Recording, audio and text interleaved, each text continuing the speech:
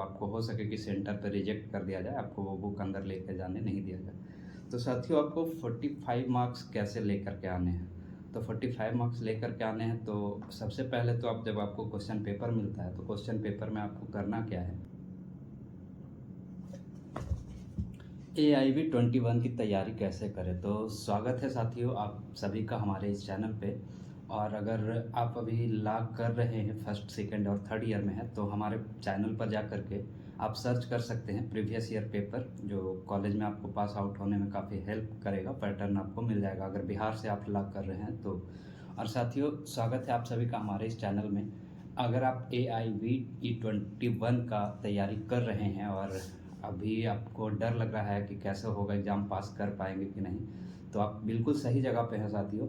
और आज हम लोग बात करने वाले हैं AIB 21 के बारे में ही, और उम्मीद है कि आपकी तैयारी अच्छी चल रही होगी। तो चलिए बिना समय गवाए हम लोग बात करते हैं कि AIB एग्ज़ाम्स को कैसे जो है आसानी तरीके से निकाला जा सके। तो आसानी से इसको निकालने के लिए, क्रैक करने के लिए साथियों, सबसे पहले तो इसके पैटर्न को हम लोगों को समझना होगा। तो इसके पैटर्न को समझने के लिए आपको हम बताते चले कि टोटल जो है इसमें 100 नंबर के क्वेश्चन आएंगे, जो टोटल आपके ऑब्जेक्टिव होंगे। और इसके लिए जो है आपको समय जो है 3 घंटा 30 मिनट का दिया जाता है। और उसके बाद आपको जो है 100 क्वेश्चन में से लगभग, अगर आप जनरल या OBC में आते हैं तो आपको 45 मार्क्स लाने होंगे, और अगर आप SC या ST से हैं तो आपको 40 मार्क्स लाने होंगे साथियों। और ये जो पैटर्न है आपका ऑफलाइन होता है। और ऑफलाइन के साथ साथ साथियों आपको बताते चले कि ऑफलाइन एग्ज़ाम तो होगा ही, और इसमें आपका जो है ओपन बुक एग्ज़ाम होता है। ओपन बुक एग्ज़ाम का मतलब होगा कि आपको जो है बेयर एक्ट्स का बुक जो है लेकर के जाना पड़ेगा, जैसे कि आप देख सकते हैं इस तरह से बुक। तो इसी तरह से आप, ये आपका है BSA का, भारतीय साक्ष्य अधिनियम का हो गया, या फिर BNSS का हो गया बुक। तो इसी तरह से आपको जो है ये सारी बुक्स जो है आपको विदाउट नोट्स वाली बुक आपको लेकर के जाना है। और विदाउट नोट्स होना चाहिए, क्योंकि अगर उसमें नोट्स वगैरह इंक्लूड होगा डायरेक्ट्स में तो वो आपको हो सके कि सेंटर पर रिजेक्ट कर दिया जाए, आपको वो बुक अंदर लेकर जाने नहीं दिया जाए। तो साथियों आपको 45 मार्क्स कैसे लेकर के आने हैं?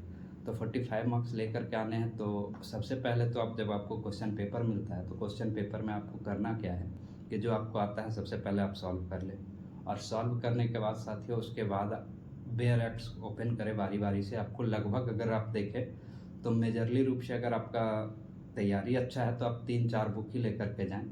कॉन्स्टिट्यूशन का बुक लेके जा सकते हैं, BNSA, BNS का बुक आप लेकर के जा सकते हैं। लेकिन अगर आप चाहें तो और सारी बुक्स जो होती है काफ़ी मतलब पतली होती है, तो आप सारा बुक भी अगर लेके जाते हैं तो हो सके कि 2-4 क्वेश्चन से जो आप एग्ज़ाम क्रैक करने ना क्रैक कर पाते वो आपको क्रैक कर जाएं। तो उम्मीद करते हैं कि कोशिश करें कि सारे बेयर एक्ट्स अगर पॉसिबल है तो ले करके जाएं।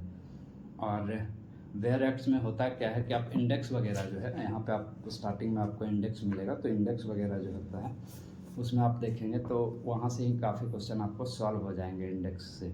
और फिर लास्ट में जब आपके पास समय बचे, सबसे पहले तो आपको जो आता है क्वेश्चन उसको आप सॉल्व कर ले खुद से। सेकंड में आपको करना क्या है, तो सेकंड में बेयर एक्ट्स का हेल्प से आपको फिर देखना है। और लास्ट में फिर क्या करना है, जो आपको क्वेश्चंस नहीं बनाए, नहीं अटेम्प्ट किए हैं, तो ब्लैंक नहीं छोड़ना है, क्योंकि ये निगेटिव मार्किंग बिल्कुल नहीं होता है। तो ब्लैंक नहीं छोड़ना है, और बाकी सबको क्या कर देना है, कलर कर देना है। आपको जो सही लगे उसको कलर कर देना है। और उसमें आपको किसी तरह से, अगर आप जनरल या OBC से आते हैं तो 45 मार्क्स आपको क्रॉस करना है। इसमें कोई टॉप नहीं करना है, सिर्फ एक कट ऑफ आपको पार करना है। उसके बाद आप AIB के लिए पास आउट हो जाएंगे, और इसमें कोई निगेटिव मार्किंग होती नहीं है।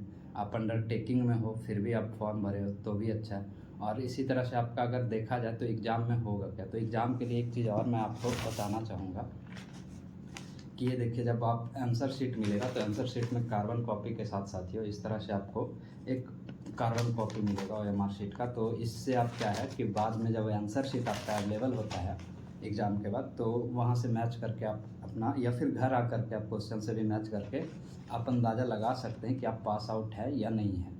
तो उसके अनुसार से आपको ये जो है कार्बन कॉपी आपको वापस ले करके आने के लिए मिलेगा। और इसी तरह से अगर देखा जाए तो मैं आपको AIB E20 का जो है वो क्वेश्चन पेपर मैं दिखा रहा हूँ। और आप हमारे चैनल पे जुड़े रहें। अगले वीडियो में जो है मैं इसका जो है PDF जो है अपलोड कर दूँगा अपने चैनल पे। तो ये सारा का सारा इस तरह से क्वेश्चन पेपर जो है पैटर्न इसका ऐसे होता है साथियों। इसी तरह से आपको सील किया हुआ रहेगा, वहाँ जो आपके गाइड में रहेंगे वो आपको फिर अलाउ करेंगे और आपको ओपन करना है, और इसी तरह से आपको नाम, रोल नंबर वगैरह जो है डाल देना है, और उसके बाद एग्ज़ाम दे करके अच्छे से चले आना है साथियों। और फिर घर आकर के वो मार्कशीट को से आप मैच कर सकते हैं। और चलिए, उम्मीद है कि आपको ये वीडियो काफ़ी जानकारी के लायक लगा होगा।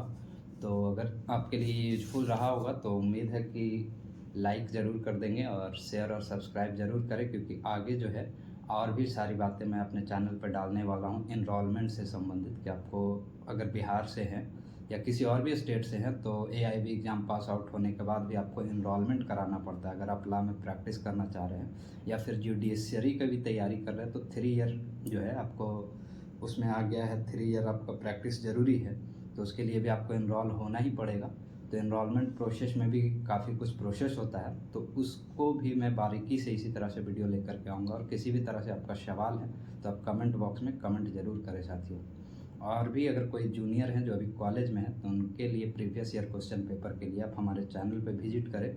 फर्स्ट ईयर, सेकंड ईयर और थर्ड ईयर का सारा बिहार जुडिशरी का, बिहार से जो ला कर रहे हैं उसके लिए अवेलेबल है साथियों। चलिए धन्यवाद, मिलते हैं अगले वीडियो में।